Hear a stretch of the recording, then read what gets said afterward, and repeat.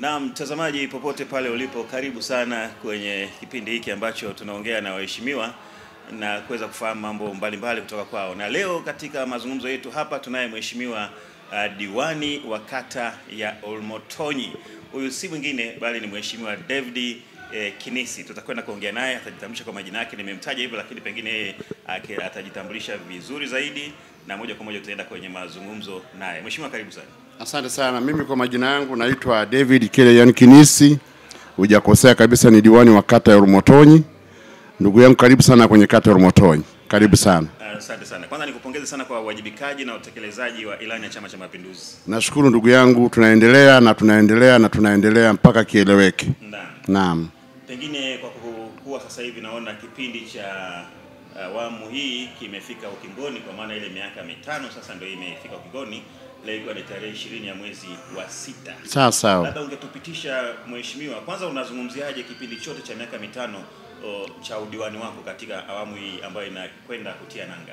Mimi nazungumzia kata ya Olmotonyi imetulia kwa miradi. Kata ya Olmotonyi kwa awamu hii tena nafikiri bila kupoteza muda sana, lakini tutaelezana mambo ya ukweli. Nilipoingia hivi kata ya Olmotonyi nilijaribu kutengeneza mazingira kwa kuomba miradi. Kwanza kuiomba serikali yangu miradi, pili kuomba miradi kwa wafadhili wa ndani, tatu kuomba miradi kwa wafadhili wa nje. Kwa hiyo nimetumia sehemu hizo tatu katika harakati ya kuangalia kwamba wananchi wangu kata ya Olmotonyi kwa ushirikiano wao mkubwa ambao wamenipa na wameendelea kunipa mpaka dakika hii. Nimeanza na barabara kutoka hapa chini Ngaramtoni mpaka kuelekea mpaka Sambasha. Kwa maana kwamba kuunga mpaka Sambasha. Ikatoka kwa utaratibu huo nikaingia katika utaratibu wa kujenga 2-in-1 kwa ushirikiano wa wananchi wangu wakati wa Olmotonyi. Shule ya msingi Olmotonyi tukaweka nyumba ya walimu 2-in-1 ambayo ilikuwa inagharimu milioni 92. Hapo tukafanya renovation, tukarekebisha shule ya msingi Olmotonyi kwa gharama ya shilingi milioni 30. Kwa maana kwamba nataka niende hatua kwa hatua, na hapo pia kwenye shule hakuna shida ya maji. Ilikuwa kwamba nikishatoka kule hakuna shida ya maji. Maji inaendelea vizuri kwa sababu maji moja kwa moja yanatoka kule chuoni. Na wanafunzi wana enjoy masomo vizuri kwa sababu tunao walimu. Sasa tukienda shule ya msingi Ilkonerei. Shule ya msingi Ilkonerei nayo tumeendelea kufanya mambo mazuri sana pale. Tumejenga madarasa mawili pale na kwa kutumia pia ushirikiano kwa wananchi, na hizi fedha pia zinatoka serikali. Ninapozungumza kutoka serikali, zinatoka serikali, ni kweli. Na choo pia cha wanafunzi tumejenga, ndio wanamalizia sasa hivi. Kwa hiyo mradi unaendelea pale shule ya msingi Ilkonerei. Hakuna tatizo kuhusu, nisema tu changamoto zipo hapo shule ya msingi Ilkonerei, lakini ni za kawaida kwa sababu ya ufinyu wa eneo. Vinginevyo tunaendelea vizuri. Tukiteremka kuja huku chini shule ya msingi Emaoi.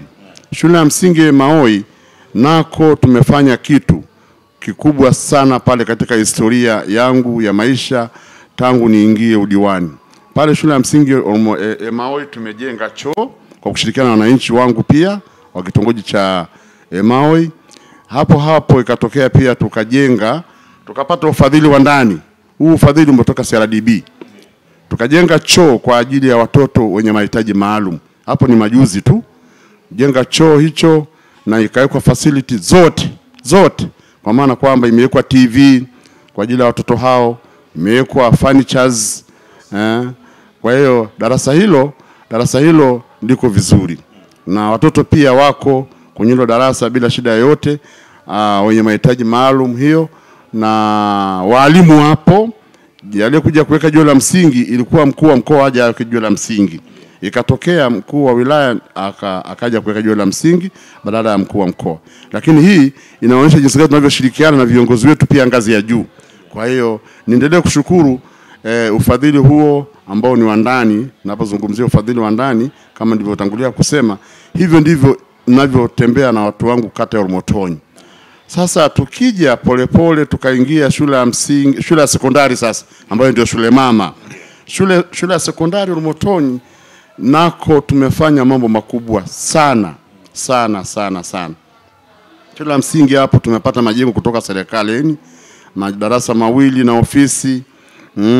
Lakini utambue kwamba hiyo shule pia imejengwa na ufadhili kutoka nje kwa asilimia kubwa 75. Kwa hiyo kama unavyofahamu, basi mimi naitwa ni mzee wa miradi, ndivyo ilivyo.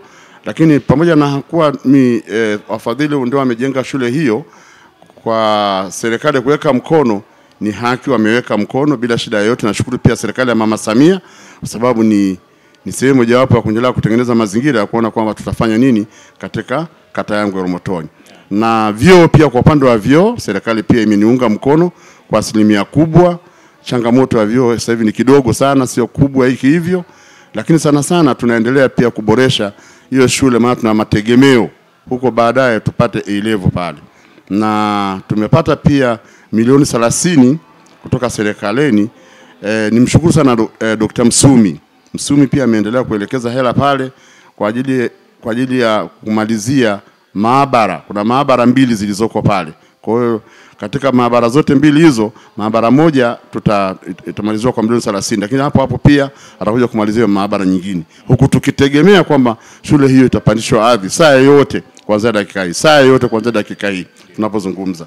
Lakini tukija pia maeneo ya soko la zamani. Soko la zamani endelee kushukuru pia serikali yangu, maana yake baada tumepata wafadhili kutoka Habitat. Water Aid ndio walikuwa wanasimamia huo mradi wa choo cha kisasa kabisa, modern toilet, choo kizuri. Maana wananchi wangu hawa wafanya biashara wanaotoka nje na ndani ya kata yangu pale, kwa kweli tumewajengea, tumesimamia hicho choo. Choo sasa hivi kiko vizuri, inatumika vizuri, na maji na umeme, mambo yanaenda kwa utaratibu wa namna hiyo. Kwa hiyo kwa kuangalia kata ya Rumutonyi, nikisema kata ya Rumutonyi ni kata ya Rumutonyi kweli. Miradi inaendelea mpaka dakika tunapozungumza, tunapoendelea kutafakari masuala ya kata ya Rumutonyi. Mheshimiwa, mimi nikupongeze sana kwa miradi hiyo ambayo kweli umeendelea kuitekeleza wakati wa kipindi hiki cha utawala wa miaka 5 ambayo imeisha au inaishia leo tarehe 20 Juni. Vipi swala la mikopo kwa kina mama na vijana kwenye kata yako, hili swala likoje? Msala mikopo, kwa sababu wilaya ni kubwa. Ndiyo. Sio mbaya sana, vinatolewa mikopo kwa awamu. Hapo majuzi, miezi 3 iliyopita, wakina mama wamepata mikopo, vikundi hivyo vimepata mikopo kwa namna moja au nyingine. Katika kumalizia, ndugu mtangazaji, nimepata pia bahati. Ndiyo. Pata bahati kutoka ufadhili wa nje, Uingereza. Tumetembea jana hapo sokoni, wameahidi kufunika hilo soko. Ukweli ndio huo. Wameahidi kufunika hilo soko, watajenga mpaka na kwa mithili ya gorofa, angalau watu wetu waendelee kufanya biashara katika ile ustaarabu. Na pia wataangalia pia barabara ambazo zitakuwa zina changamoto. Kwa hiyo kwa utaratibu huu unaendelea kutafuta mahusiano mazuri tu kati ya watu wa nje na ndani, na serikali yangu pia ilivyofungua milango. Sisi wengine bwana hatulali katika hali ya kunyamaza. Lazima tuangalie tuwasaidia watu namna gani. Yeah. Na Mheshimiwa Diwani, sasa ni miaka 5 na inatia nanga leo tarehe 20 mwezi wa 6. Pengine tukizungumzia sasa kipindi chote cha utawala, ukiachilia mbali masuala ya miradi ambayo umeelezea vizuri hapo, baadhi najua umefanya mingi, lakini umeelezea baadhi. Vipi swala la ushirikiano ambao ulikuwa ukiupata kwenye chama chako, Chama cha Mapinduzi, wakati wa kutekeleza majukumu yako? Kwa kweli uongozi wa chama kwa ujumla, kwa kweli ushirikiano kwa upande wa Chama cha Mapinduzi ni wa hali ya juu sana kwangu. Niwashukuru sana Chama cha Mapinduzi kata ya Rumutonyi, wilaya, mkoa pia wananifahamu kwamba mimi nina ushirikiano mzuri na wao, nao wana ushirikiano mzuri na mimi. Na wananchi kwa ujumla, na tunapendana bila shida yoyote. Yeah. Katika kipindi chako cha miaka 5 hii ya uongozi, ni kitu gani ambacho ukikumbuka unasema kwa kweli pale nilipitia changamoto fulani lakini pia nilipita salama?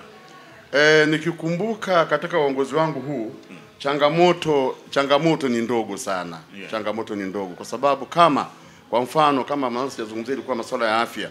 Kwa mfano kama ile kituo cha afya ilikuwa kuna changamoto ya deni la milioni 12.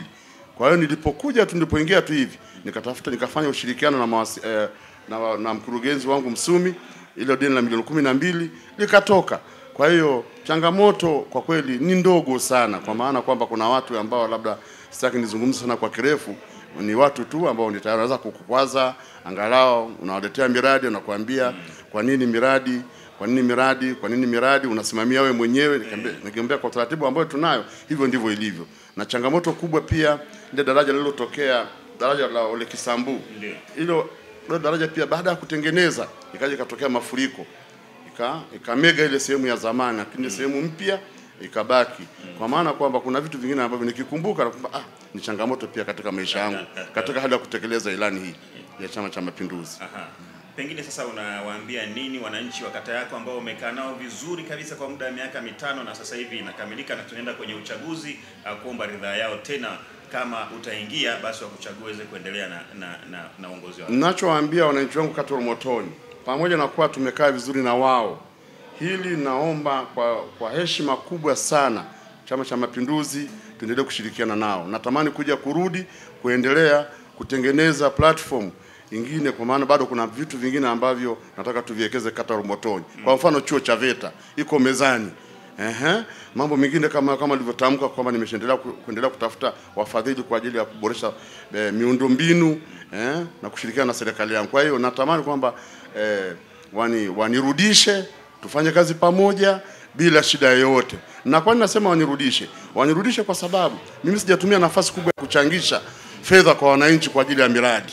Nimetumia nafasi hiyo ili angalau watu wangu wasiumie. Zile hela ambazo zilikuwa watumie kwa kujenga shule, watumie kwa ajili ya kutuma watoto shule, walipewa watoto chakula, kwa namna moja au nyingine. Kwa hiyo na sio kama nimewanyanyapaa, isipokuwa nimewapa heshima kwa namna moja au nyingine. Labda kwa haraka Mheshimiwa Diwani David Kinisi, unaweza ukataja angalau kwa kifupi tu kwamba naondoka madarakani katika awamu hii lakini nimetekeleza hiki na hiki na hiki na hiki kwa haraka hata kwa dakika moja angalau. Sasa naweza nasema hivi, nimetekeleza masuala ya barabara, masuala ya afya, masuala ya maji, tumetekeleza masuala ya madarasa sekondari, tumetekeleza masuala ya nyumba za walimu kule shule ya msingi sekondari Olmotoni, shule ya msingi Olmotoni, nyumba za walimu, madarasa pale sekondari pia tumejenga kwa awamu yangu hii. Kwa hiyo tumefanya mambo makubwa. Shule kwa ujumla sekondari mkono wangu ni mkubwa sana. Kwa ushirikiano wa wananchi wangu. Mtazamaji popote pale ulipo, huyu ni Mheshimiwa David Kinisi, Mheshimiwa Diwani wa kata ya Olmotoni, ambaye kama ambavyo umemsikia kwa kifupi kabisa akielezea miradi ambayo ameitekeleza wakati akiwa kiongozi, akiwa diwani wa kata hii, ambapo sasa hivi tunaenda kwenye uchaguzi awamu nyingine tena. Kama tunafahamu uchaguzi ni kila baada ya miaka 5. Pengine kwa kumalizia, Mheshimiwa Diwani, kwa dakika moja angalau unatoa wito gani kwa wananchi wako wa kata ya Kiranyi, wananchi wako wa kata ya Olmotoni, vile vile watu viongozi wa chama na serikali kwa ujumla kwa dakika moja? Wito wangu nao utoa ni kuomba kabisa kwamba tusimamiane, tushirikiane bila shida yoyote. Na wito mkubwa nao utoa, mimi sio mchoyo kwa ushirikiano wa kutoa miradi. Hivi majuzi ili kwamba wajue hilo, hivi majuzi tumejenga sekondari ya Orkokola. Tumepeleka miradi kule Orkokola. Tumeweka lenjani madarasa kwa kumalizia madarasa 5. Hii ni katika hali ya kuheshimisha na kuonesha kwamba jinsi gani tunavyotaka tushirikiane. Kwa hiyo wito wangu mkubwa ni ombe wananchi wangu wasiwe na mashaka na mimi, kwa sababu mfadhili, ukimpata mfadhili na kuambia usiwekeze tu kwenye kata yako peke yako, pita na jirani. Kwa hiyo tumeshakubaliana kwamba tutaendelea kushirikiana kwa pamoja bila shida yoyote. Mheshimiwa, nikupongeze sana. Lakini nimesikia hujazungumzia, nimesikia wewe ni mwenyekiti wa ile taasisi ile. Mimi ni mwenyekiti ndio. Sasa mimi ni mwenyekiti wa shirika linaloitwa Mondo Tanzania. Ni taasisi ambayo inapita ndani ya jamii na kuwasaidia wakina mama kwa upande wa vikoba, kujenga mashule kama nilivyokuambia. Tumejenga Orkokola madarasa 2 na madawati 200 tumepeleka pale shule ya sekondari Orkokola. Kwa hiyo mimi ni mwenyekiti wa shirika hilo kwa miaka 20 sasa. Na ndio mahali ambapo napatia hawa wafadhili kwa kuendelea kuwavuta kidogo kidogo waingie ndani ya kata yangu ya Olmotoni. Kwa kumalizia kabisa, uchaguzi tunaenda kuchagua waheshimiwa madiwani kama wanavyosema waheshimiwa wabunge na mheshimiwa rais. Unaambia nini wananchi kuhusiana na uchaguzi wa kumchagua rais wa Jamhuri ya Muungano wa Tanzania? Naambia Mama Samia tunamchagua. Naambia wananchi wangu wakati Olmotoni tumchague Mama Samia. Tuwachague viongozi ambao ni wasikivu, ambao pia ni kwamba wanajali watu wao kwa namna moja au nyingine. Siwezi kujisemea mimi peke yangu, kwa sababu nitakapojisemea peke yangu itakuwa sio vizuri. Bila viongozi ngazi ya juu sitafanya chochote. Kwa hiyo niseme kwamba kwa utaratibu Mama Samia tuko pamoja naye. Kwa hiyo tunasema Oktoba tunatiki. Tunatiki. Mama Samia tunatiki bila shida yoyote. Mama Samia mitano tena. Mama Samia mitano tena. Hiyo hatuna mashaka. Hatuna mashaka. Mheshimiwa, mimi nakushukuru sana. Asante sana mtangazaji. Asante sana na nikutakia kila laheri katika uchaguzi huu tunapoenda kwenye uchaguzi mwezi Oktoba mwaka huu. Nashukuru sana, lakini leo tu kama mimi naendelea kufanya kazi. Naendelea. Naendelea kufanya kazi pamoja na kuwa udioni utasimama kidogo, lakini naendelea kufanya kazi. Kwa nafasi yangu wa mwenyekiti wa shirika la Mondo Tanzania. Mzee wa miradi. Mzee wa miradi. Kazi inaendelea kuchapa kazi. Naendelea kuchapa kazi bila shida yoyote. Nakushukuru sana mheshimiwa. Asante sana. Mungu akubariki sana. Amina sana. Asante sana. Asante.